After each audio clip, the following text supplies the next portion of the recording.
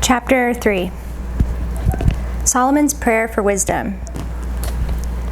Solomon made a marriage alliance with Pharaoh, king of Egypt. He took Pharaoh's daughter and brought her into the city of David until he had finished building his own house and the house of the Lord and the wall around Jerusalem. The people were sacrificing at the high places, however, because no house had yet been built in the name of the Lord. Solomon loved the Lord, walking in the statutes of David his father. Only he sacrificed and made offerings at the high places. And the king went to Gibeon to sacrifice there, for that was the great high place. Solomon used to offer 1,000 burnt offerings on that altar. At Gibeon the Lord appeared to Solomon in a dream by night, and God said, "Ask what I shall give you." And Solomon said, "You have shown great and steadfast love to your servant David my father, because he walked before you in faithfulness, in righteousness, and in uprightness of heart toward you. And you have kept for him this great and steadfast love, and have given him a son to sit on his throne this day. And now, O Lord my God, you have made your servant king in place of David my father, although I am but a little child. I do not know how to go out or come in, and your servant is in the midst of your people, whom you have chosen, a great people, too many to be numbered or counted for multitude. Give your servant therefore an understanding mind to govern your people, that I may discern between good and evil. For who is able to govern this your great people?" It pleased the Lord that Solomon had asked this. And God said to him, "Because you have asked this, and have not asked for yourself long life or riches, or the life of your enemies, but have asked for yourself understanding to discern what is right, behold, I now do according to your word. Behold, I give you a wise and discerning mind, so that none like you has been before you, and none like you shall arise after you. I give you also what you have not asked, both riches and honor, so that no other king shall compare with you all your days.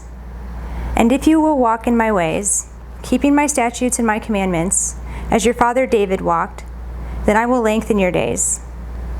And Solomon awoke, and behold, it was a dream.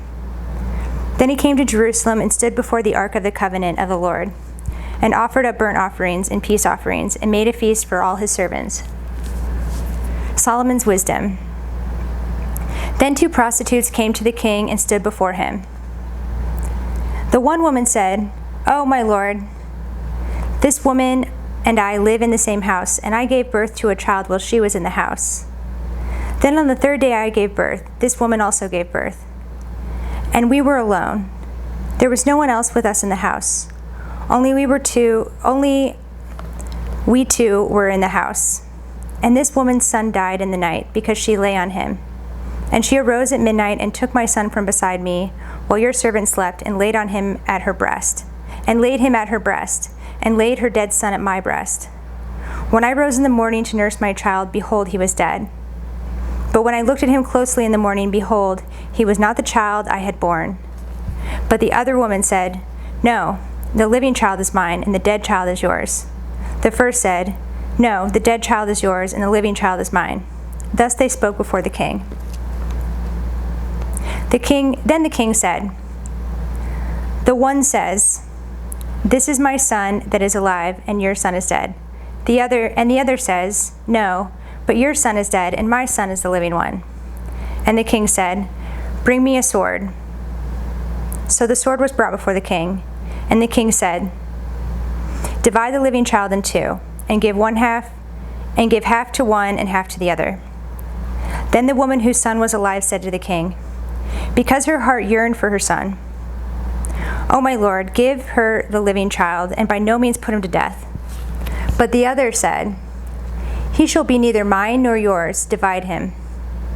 Then the king answered and said, Give the living child to the first woman, for by no means put him to death. She is his mother. And all Israel heard of the judgment that the king had rendered, and they stood in awe of the king, because they perceived that the wisdom of God was in him to do justice. Chapter 4. Solomon's officials. King Solomon was king over all Israel, and these were his high officials: Azariah the son of Zadok was the priest. Horeph and Ahijah the sons of Shisha were secretaries. Jehoshaphat the son of Ahilud was recorder. Benaiah the son of Jehoiada was in command of the army. Zadok and Abiathar were priests. Azariah the son of Nathan was over the officers. Zabad the son of Nathan was priest and king's friend. Ahishar was in charge of the palace, and Adoniram the son of Abda was in charge of the forced labor. Solomon had 12 officers over all Israel, who provided food for the king and his household. Each man had to make provision for 1 month in the year. These were their names: Ben-Hur in the hill country of Ephraim, Ben-Decker in Makaz, Shaalbim, Beth-Shemesh, and Elon Beth-Hanan, Ben-Hesed in Aruboth. To him belonged Succoth and all the land of Hepher. Ben-Abninadab in all Naphath Dor. He had Taphath, the daughter of Solomon, as his wife. Bana, the son of Ahilud, in Tanakh, Megiddo, and all Beth Shean, that is beside Zerathon, below Jezreel, and from Beth Shean to Abeel Meholah, as far as the other side of Jokmeam. Ben-Geber in Ramoth Gilead. He had the villages of Jair and the son of Manasseh, which are in Gilead. And he had the region of Argob, which is in Bashan, 60 great cities with walls and bronze bars. Ahinadab the son of Iddo in Mahanaim. Ahimaaz in Naphtali. He had taken Basemath, the daughter of Solomon, as his wife. Bana, the son of Hushai in Asher and Bealoth. Jehoshaphat, the son of Paruah in Issachar. Shimei, the son of Elah in Benjamin. Geber, the son of Uri in the land of Gilead, the country of Sihon, king of the Amorites, and of Og, king of Bashan. And there was one governor who was over the land.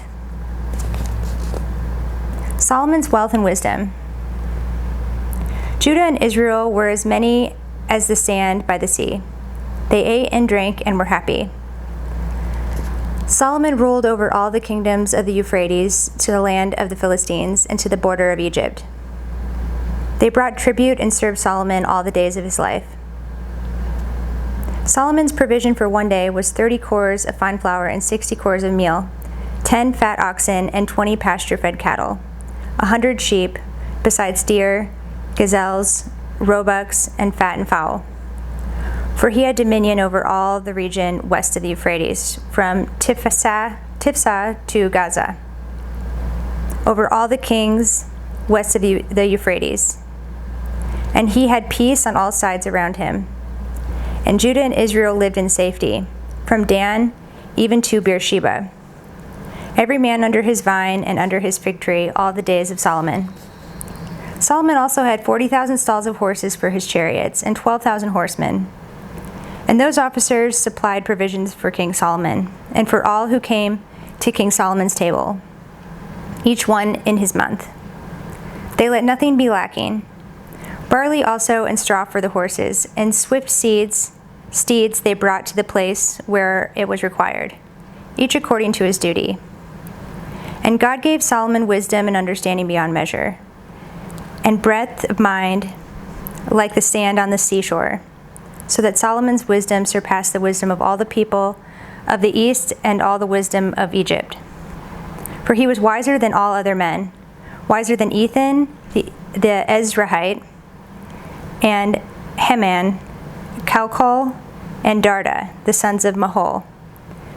And his fame was in all the surrounding nations. He also spoke 3,000 proverbs, and his songs were 1,005. He spoke of trees, from the cedar that is in Lebanon to the hyssop that grows out of the wall. He spoke also of beasts, and of birds, and of reptiles, and of fish. And people of all nations came to hear the wisdom of Solomon. And from all the kings of the earth, who had heard of his wisdom. Chapter 5. Preparations for building the temple. Now Hiram, king of Tyre, sent his servants to Solomon when he heard that they had anointed him king in place of his father, for Hiram always loved David. And Solomon sent word to Hiram, "You know that David my father could not build a house for the name of the Lord his God because of the warfare with which his enemies surrounded him, until the Lord put them under the soles of his feet. But now the Lord my God has given me rest on every side. There is neither adversary nor misfortune. And so I intend to build a house for the name of the Lord my God. As the Lord said to David my father, your son, whom I will set on your throne in your place, shall build the house for my name.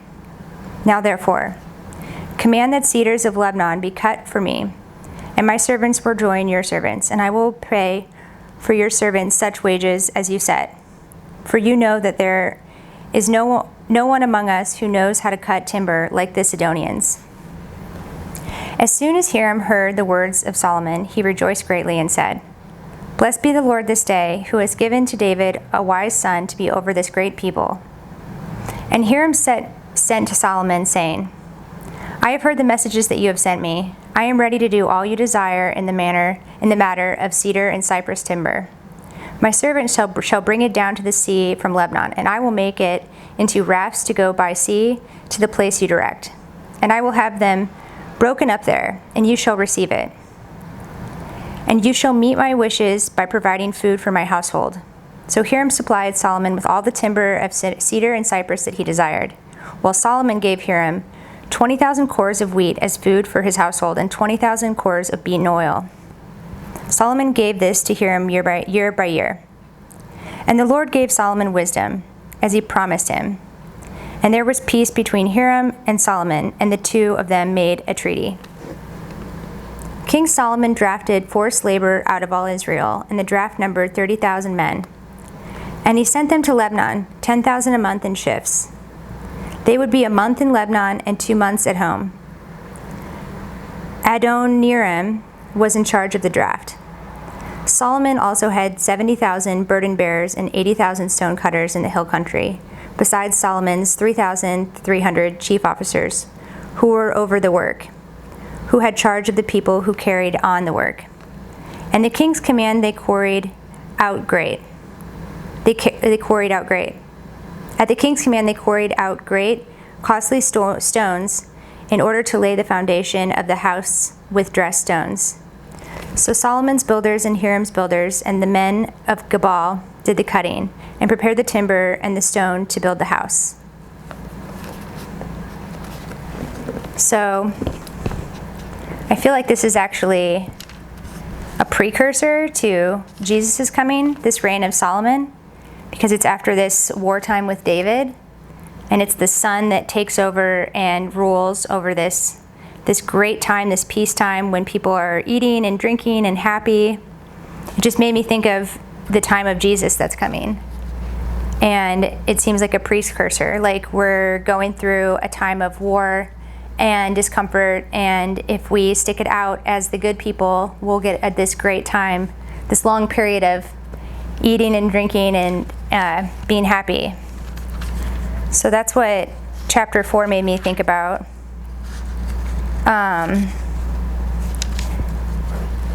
then chapter 3, just reading about how Solomon prayed for wisdom and how God loved that and gave him so much wisdom in abundance.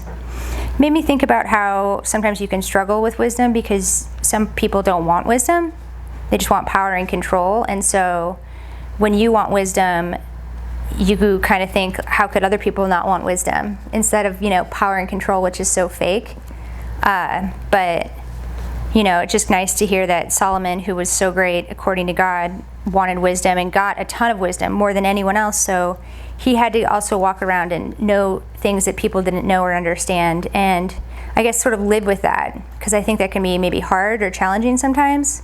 And it definitely brings the temptation to like look down on people or treat people poorly or less than you, and that's not God's law. So you have to always be treating people really well and respecting the accordance of that you're a different person and you have all this wisdom, but maybe they don't. And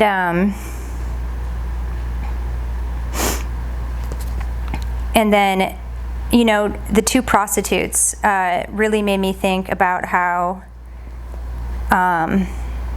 the woman whose son was dead had that seething envy in her to switch the children and not want, maybe she didn't want to get blamed or, for killing her own child. Maybe she was probably ashamed and she didn't want to, get it blamed for rolling over and killing her child. And so she took the other woman's child. But, the woman who took this living child, had evil in her heart. And so much evil that she didn't want the other woman to have her living child. And so it just makes me think about people today, because obviously people have to be this evil today. And so for a woman to have a child and other women to not want a woman to have her child and be so evil, it's just, it's something to think about. So yeah.